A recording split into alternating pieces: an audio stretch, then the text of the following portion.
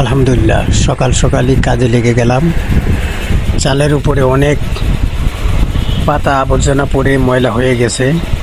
বৃষ্টি বাদলের দিন পাতাগুলো চালে থাকলে সমস্যা হবে। এই জন্য চিন্তা করলাম যে পাতাগুলো একটু পরিষ্কার করে দিই। যেই ভাবনা সেই কাজ। সুন্দর করে উঠে পড়লাম চালে।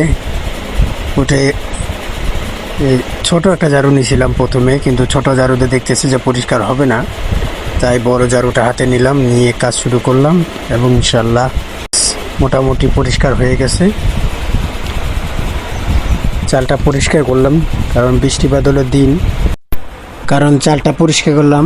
বিশেষ করে বৃষ্টির পানি দিয়ে রান্নাবাড়া করতে হয়। একটি কল কিংবা টিউবওয়েলের পানি দিয়ে রান্নাবাড়া করলে সব কিছু লালচা লালচা হয়ে যায়। এই জন্য চিন্তা করলাম যে চালটা পরিষ্কার করে দিই। সেই চালটা পরিষ্কার করার পরে চালের থেকে আমরা বৃষ্টির পানি সংরক্ষণ করব এবং কি রান্নাবাড়া করার জন্য সেই বৃষ্টির পানি কাজে লাগাবো।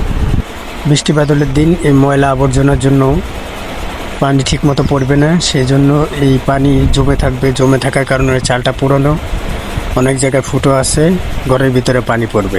তাই চালটা নিজের উদ্যোগে নিজের কাজ নিজেই করতে হবে, অন্য তো আর করে দেবে না।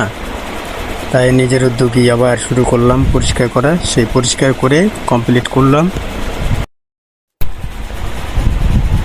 মাথার উপরেই ছিল আম গাছ, কিন্তু আমগুলা ছোট, তাই আমগুলা পারলাম না, কারণ আমগুলা ছোট ছোট। আমার মাথার উপরে যে আম গাছটা, সেই আম গাছটার মধ্যে আম ভালো না। আর এই পাশে বাম পাশে যে আম গাছটাই যে এখন দেখা যাচ্ছে, সেই আম গাছটার আম ভালো, কিন্তু আমগুলা ছোট। চিন্তা করলাম তো এটা একটু পারার কোনো দরকার নাই, পরে পারবো।